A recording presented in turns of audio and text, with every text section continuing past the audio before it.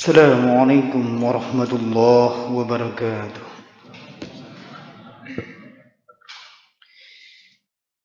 إن الحمد لله نحمده ونستعينه ونستغفره ونعوذ بالله من شرور أنفسنا ومن سيئات أعمالنا. من يهده الله فلا مضل له ومن يضلل فلا هادي له. أشهد أن لا إله إلا الله وحده لا شريك له وأشهد أن محمدا عبده ورسوله لا نبي بعده.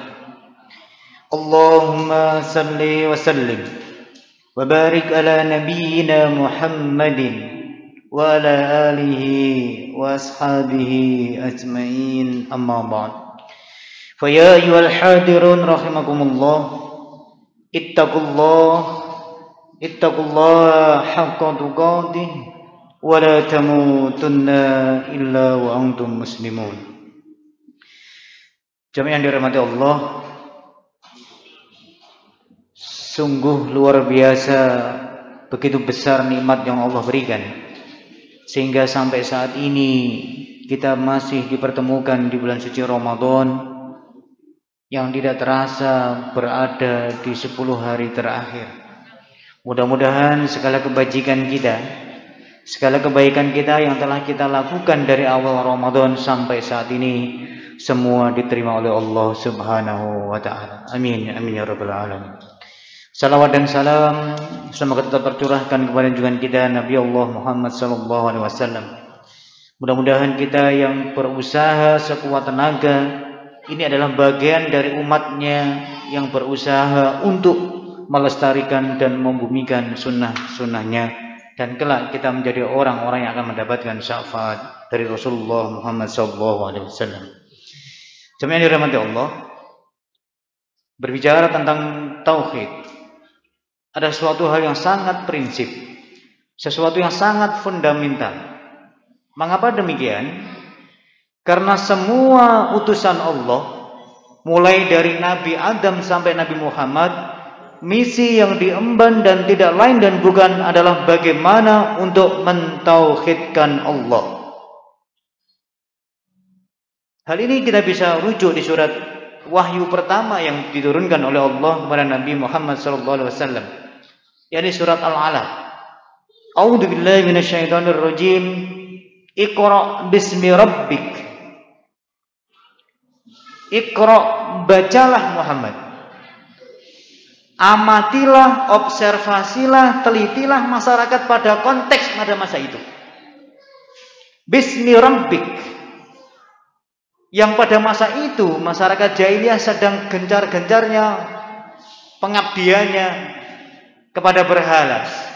Maka kemudian turunlah wahyu pertama, konteksnya tentang tauhidullah, bagaimana mengesahkan Allah. Bismi rabbik, menyebut penyembahan dengan menyebut atas nama Tuhanmu, yaitu Allah Subhanahu wa ta'ala. Itu yang pertama. Yang kedua adalah tauhid juga merupakan prasyarat diterima dan tidaknya ibadah seseorang. Sebesar apapun kebaikan seseorang, ya, kuantitas dan kualitasnya, tanpa didasari dengan tauhid yang benar, maka itu sia-sia di hadapan Allah Subhanahu wa ta'ala. Maka di surat Al-Bayyinah Allah sampaikan di ayat 5 itu, "Wa ma umiru illa liya'budullaha mukhlishina lahuddin." Dan tidaklah mereka itu diperintahkan untuk menyembah Allah dengan memurnikan ketaatannya di hadapan Allah Subhanahu wa ta'ala. Termasuk qiyam Ramadan yang kita laksanakan, termasuk siam yang kita laksanakan, itu semua harus didasari dengan tauhid yang benar. Sehingga puasa kita, Ramadan kita, ujung-ujungnya adalah mengantarkan kita kepada kemuliaan di hadapan Allah Subhanahu wa ta'ala. La'allakum tattaqun. Jamaah yang dirahmati Allah, maka dalam konteks ini adalah tauhid berkaitan dengan rububiyah. Rububiyah Allah, bahwa satu-satunya zat yang memang mengatur, menciptakan, mengurusi segala urusan makhluknya, termasuk kita semua, itu adalah Allah Subhanahu wa ta'ala. Kita mohon rezeki, kita mohon pertolongan, semua harus diorientasikan dan disandarkan kepada Allah Subhanahu wa ta'ala. Dan yang kedua adalah tauhid yang terkait dengan uluhiyah. Satu-satunya zat yang berhak untuk diibadahi, satu-satunya zat yang layak untuk dicintai, ditakuti. Dan semua itu adalah terkait dengan ketaatan kita kepada Allah Subhanahu wa taala. Dan yang ketiga adalah terkait dengan tauhid asma wa sifat. Artinya apa? Bahwa Allah memiliki nama-nama yang baik yang kita kenal dengan Asmaul Husna. Kita kenal namanya sifat-sifat Allah. Itu semua adalah dalam rangka untuk diyakini, dan yang terpenting lagi adalah bagaimana kemudian mampu kita teladani dalam kehidupan kita sehari-hari. Jamaah yang dirahmati Allah. Lantas bagaimana kemudian gambaran orang yang tauhidnya itu benar di hadapan Allah Subhanahu wa taala? Dalam surat Ibrahim ayat 24 sampai 26 Allah sampaikan, A'udzubillahi minasyaitonirrajim. Alam tara kaifa daraballahu masalan kalimatan thayyibah. Tidakkah engkau perhatikan bagaimana kemudian Allah membuat kalimah? Kalimah kalau di dalam tafsir di antaranya juga Ibnu Katsir menjelaskan at-tauhid. Jadi al-kalimah dalam konteks ini dimaknai adalah tauhidan yang benar. Lantas bagaimana dalam pandangan Allah tauhid yang benar itu? Masalan kalimatan thayyibah kasajaratin thayyibah. Tauhid yang benar, kalimat yang benar di hadapan Allah itu diibaratkan seperti kasajaratin thayyibah. Pohon yang berkualitas, pohon yang bermutu. Lantas bagaimana ciri pohon yang berkualitas itu? Asluha thabitun. Pohon itu memiliki akar yang menghujam ke dalam tanah. Artinya sebuah penggambaran bahwa manusia atau hamba Allah yang memiliki tauhid yang benar di hadapan Allah adalah memiliki keyakinan yang kuat, yang tidak mudah terombang-ambingkan dengan situasi, kondisi, pemikiran, pemahaman apapun, tetapi semua adalah akan dikembalikan, akan dirujuk kepada kitabullah wa sunnatar rasul. Asluha thabitun, memiliki akar yang menghujam ke dalam tanah.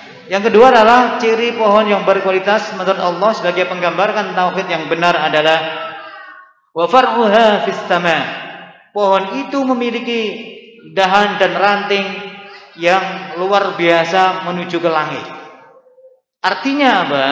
Bahwa orang yang memiliki tauhid yang benar di hadapan Allah, di samping memiliki kekokohan prinsip, dia juga memiliki bahwa karakter yang luar biasa, yang mampu mengayomi, mampu dirindukan oleh orang-orang yang ada di sekelilingnya sebagai bentuk kebaikan dan produktivitas yang berkualitas di hadapan Allah Subhanahu wa taala. Dan yang terakhir, ciri pohon yang baik sebagai penggambaran tauhid yang benar di hadapan Allah adalah tu'ti ukula hinin bi rabbiha. Pohon ini senantiasa berbuah dan buahnya senantiasa memberikan nilai manfaat bagi mereka yang ingin mengkonsumsinya.